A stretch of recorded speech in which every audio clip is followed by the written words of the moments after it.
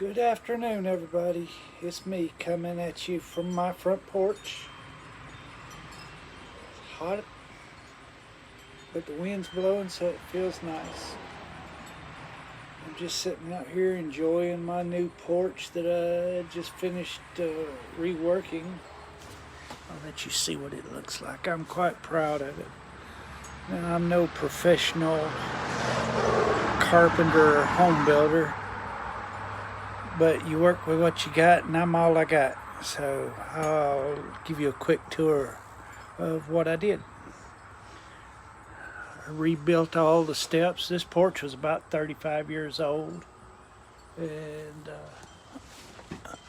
give you a quick run around. You see my little wind tinklers and my torches, and there's my homemade porch swing that I made for it. And all in all, I think I made some vast improvements to it. And it sure is nice to sit out here and listen to my little chimes and enjoy the breeze. So tonight I got a new box, goodie box, from the home of the original Memphis. If you don't know where that was, it was Egypt. I don't know if they had an Elvis, but they had King Tut.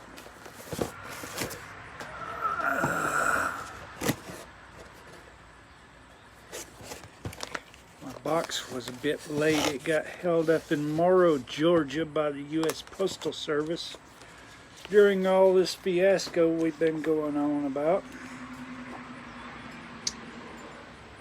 People say, well, it don't affect me much. Well, it don't affect me much, but I was looking forward to my box, and they held it up about 4 days in Georgia.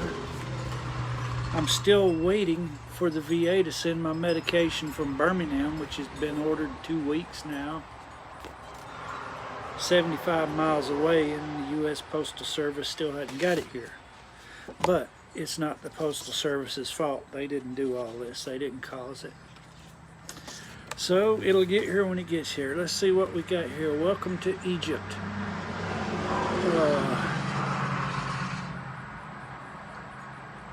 Give me just a second to peruse this.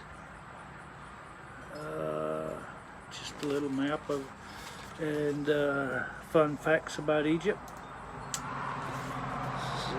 See what we had rejected from the Egypt box.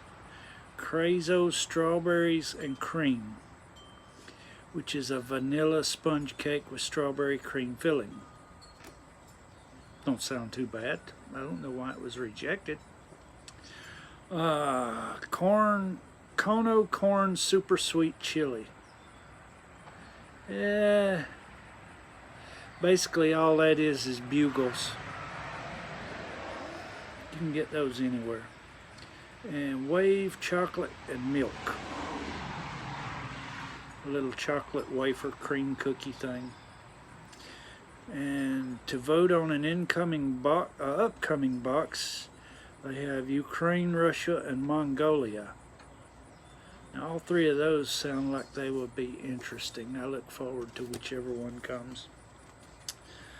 Off we go to Egypt, my little tour guide book. These are always enjoyable to read through. Quick facts about it.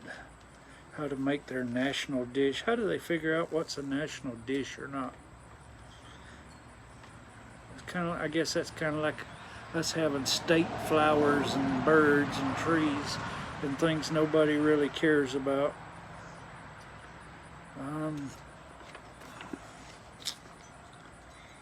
Let's see.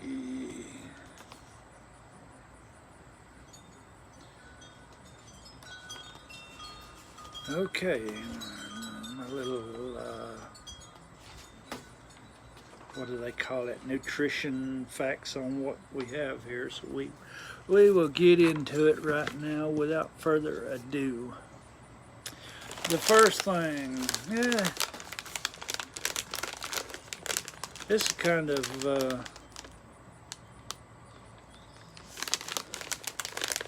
not real exciting. Pretzels, butter and herb flavoring. We can get this over here. I wanted something. I kind of look forward to the stuff you can't get here in the States, just because it has a different flavoring. It's still a pretzel.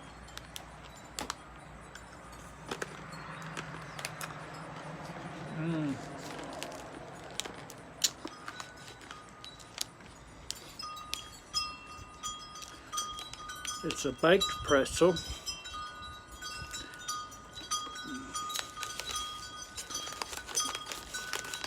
Boy, you can really taste the butter on that. Kind of like garlic flavor. It ain't bad.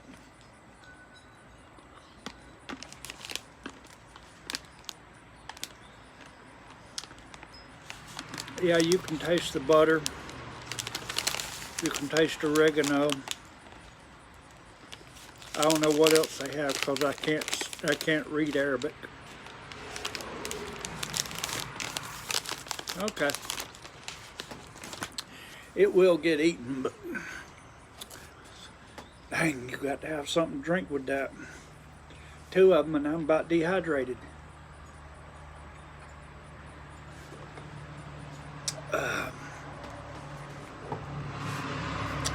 Let's see what we got here.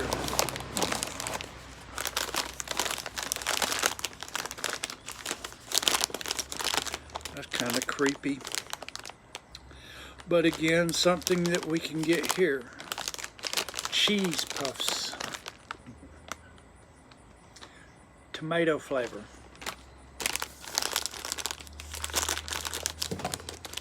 Okay.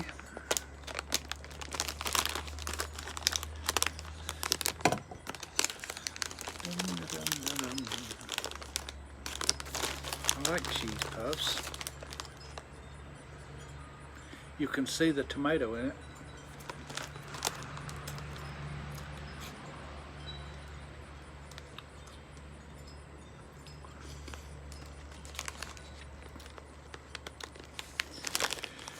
Oh.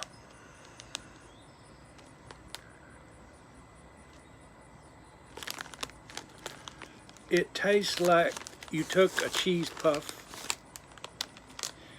and dipped it in ketchup. Kinda harsh, but edible. Yeah. There's a warning on the bag. Keep away from heat and sun.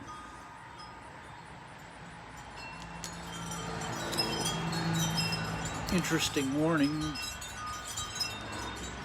But if you knew something about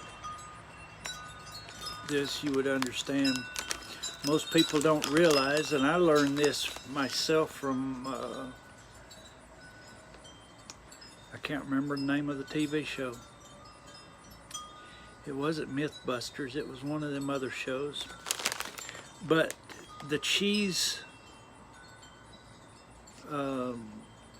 dust used in Cheetos and Doritos and cheese puffs and anything else that's cheesy like this, the cheese dust is highly combustible. It burns at like 800 degrees Fahrenheit. In fact, it has the same chemical makeup as gasoline. So if you ever find yourself in a situation where you can't get a fire started, light one of these bags on fire and problem solved.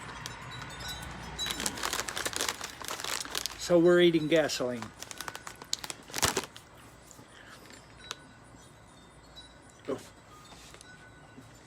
Again, have a handy drinking source available.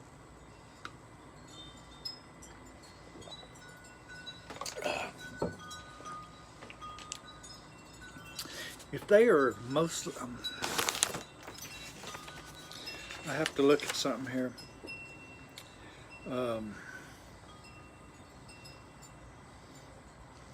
90% of Egypt is desert,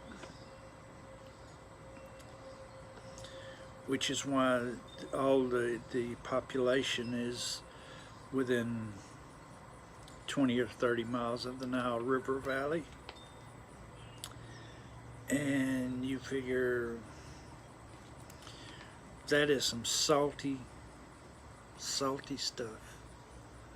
Boy, that kind of heat and dryness, I don't know how they stand it. You would die from thirst eating any of this. Now, I can see this is potato chips.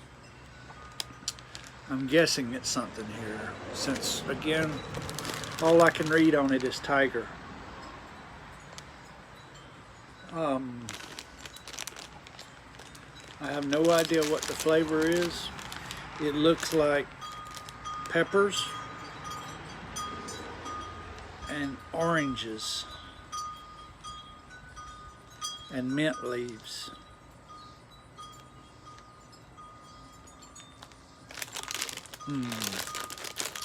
Okay, we'll give it a shot. Never let it be said that I shy away from anything.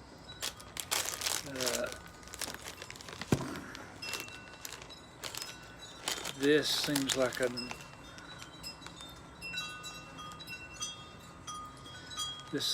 an adventure in itself.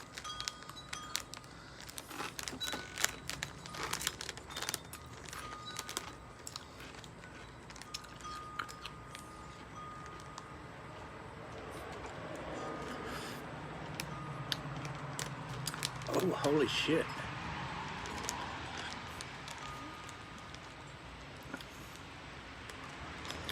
What is wrong with these people?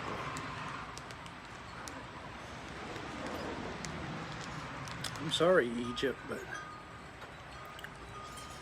I don't know what else to say about that. Ooh, that's harsh. I can feel the heat. I can taste orange. I can taste a touch of mint, and I got to have a drink.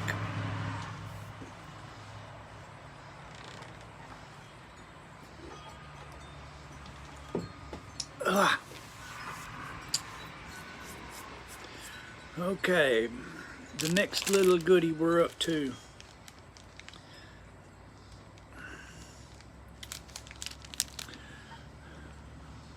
Duetto. El Shamadan. It's a soft biscuit filled with date paste. Basically, it's a fig Newton with dates in it.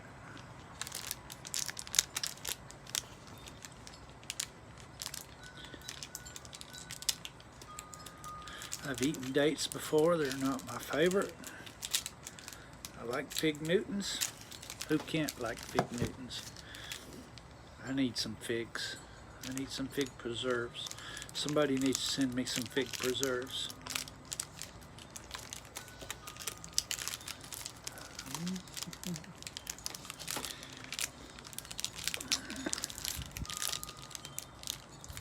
Here we go.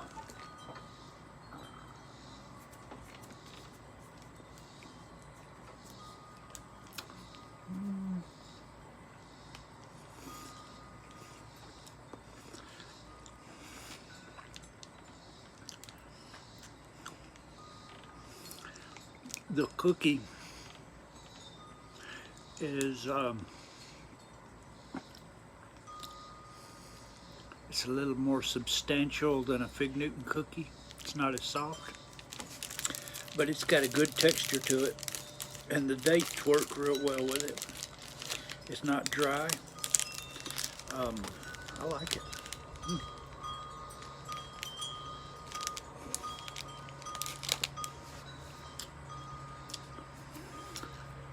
Yeah, it's a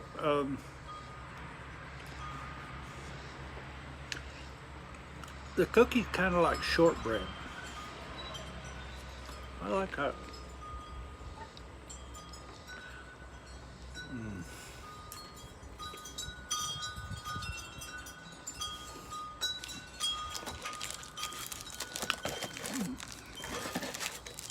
The wind's about blow my box away. And yes, I can't talk because it's kind of like eating peanut butter. Drink time.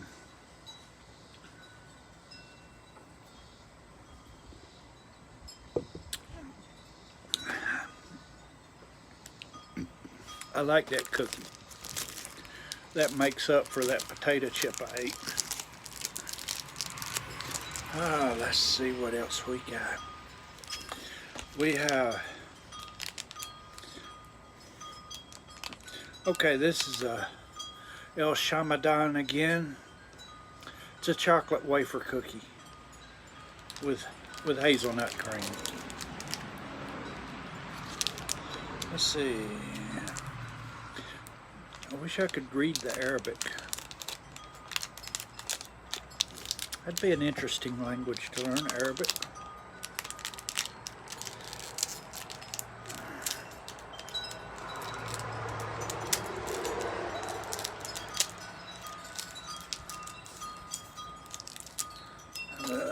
Let's see. Ooh. It's so hot, the chocolate started to melt. So, cheers.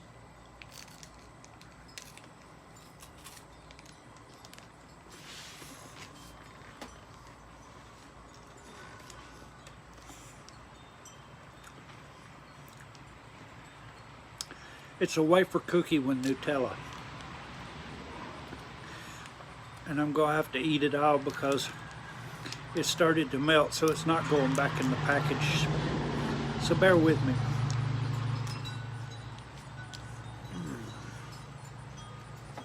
Yeah, that's good.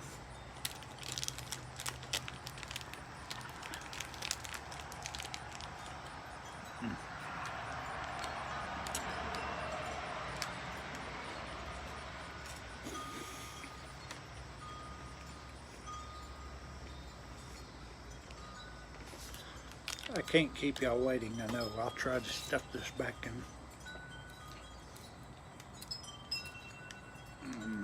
Yeah.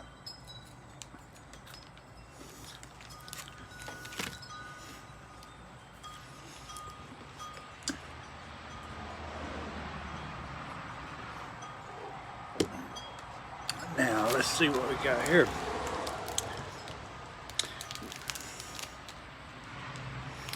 Sakalands. It's wafers filled with halva,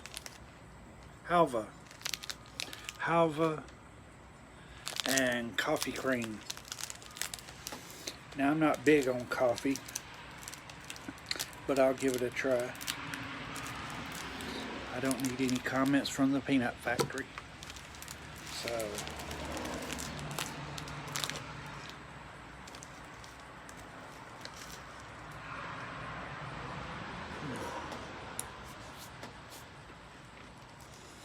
I don't know what halva is. I wonder what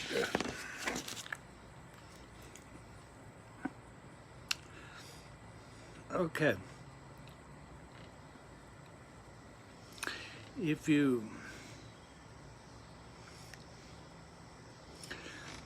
Here's a fun fact. Egyptian hospitality is a two-way street. Guests supply the chocolate, hosts supply the coffee. So, as soon as you are sat down, the host offer you a cup of coffee, and you have to accept it.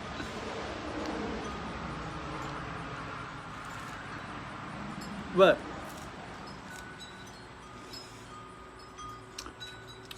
you've got to supply them chocolate Ain't sure which one of you gets the better deal, but it's good. Okay.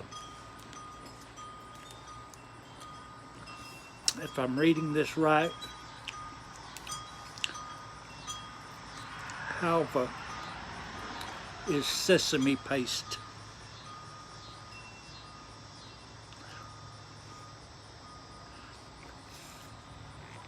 I don't know if I'm saying this right. Fi sahitkum. That's Arabic for cheers. So, fi sahitkum.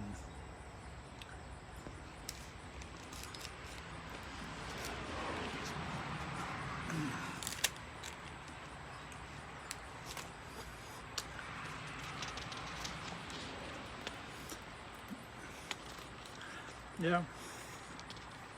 Reading this thing, if you're a guest in someone's house, you have to bring chocolate.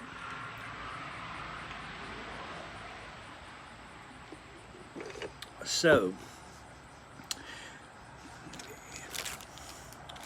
in honor of Egypt, somebody come bring me some chocolate. I'm just kidding. I don't never have guests. Nobody comes to my house.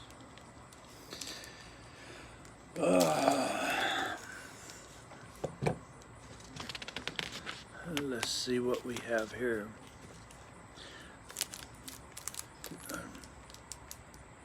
This is a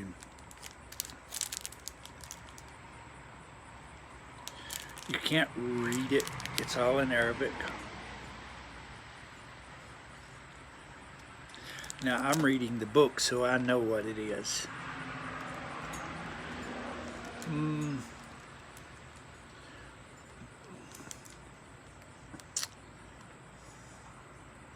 Some of the things Egyptians have invented,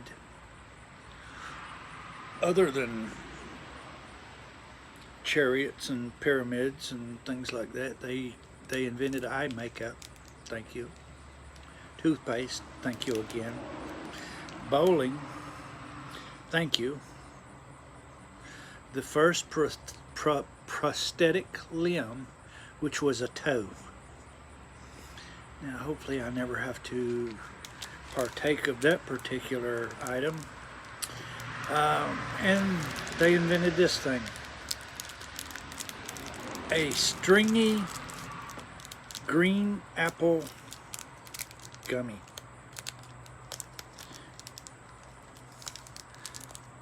Another fact. Green apples were first grown in Australia in 1868.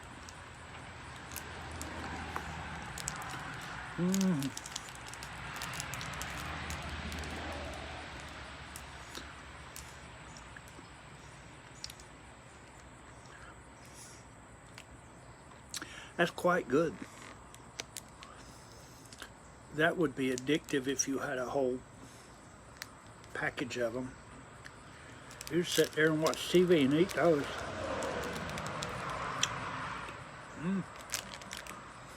Yeah.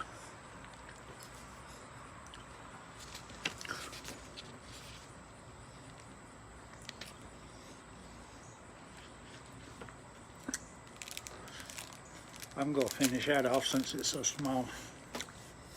So, bear with me. I'm trying to eat and talk at the same time. I can barely do that on a good day.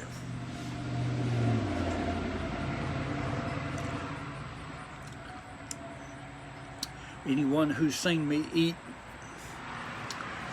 in real life knows what a painfully slow process that is anyway, which is why I rarely eat and talk at the same time.